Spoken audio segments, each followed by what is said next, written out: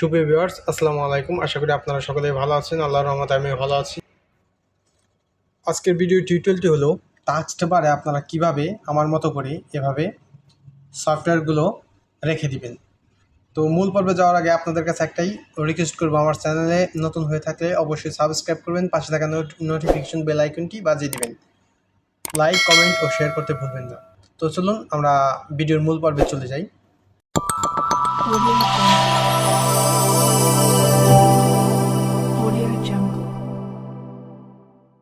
তো first of all দেখেন, আমি আপনাদের বোঝানোর জন্য দেখাচ্ছি। এখানে আমার অনেকগুলো সফটওয়্যার আছে।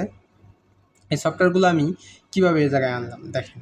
আপনারা অনেকে চেষ্টা করেন যে এই যে আমি একটা দেখাচ্ছি, কন্ট্রোল প্যানেল এখানে ধরে ড্র্যাগ করে আপনারা এখানে এনে ছেড়ে দিয়ে দেন। দেখেন এখানে কিন্তু এটা বসবে না। আমি যদি ছেড়ে দিই, দেখেন এটা বসলো না। তো এটার সমস্যাটা কি, এটা নিয়ে আজকের ভিডিও। তো আমি বারবার ট্রাই করার পরেও দেখেন এটা আমার এখানে বসতেছে না। তো কী করবেন, আপনারা সার্চ অপশনে যাবেন।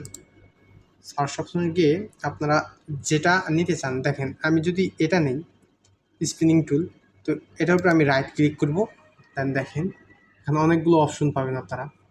এখানে কি আছে, পেন টু টাস্ক বার। তো আমি এখানে যদি ক্লিক করি আর নিচে চলে আসবে। দেখেন দেখেন এটা আমার নিচে চলে আসছে।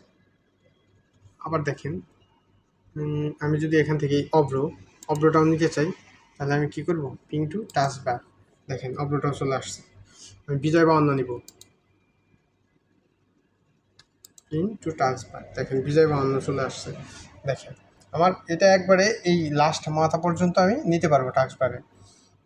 তো এটাকে আবার কিভাবে আপনারা, দেখা গেল মানে অনেকগুলো হয়ে গেছে, আপনারা মানে হিজিবিজি মনে করতেছেন। তো এটাকে কিভাবে আবার এখান থেকে সরাবেন, তো এটার উপরে রাইট ক্লিক করবেন।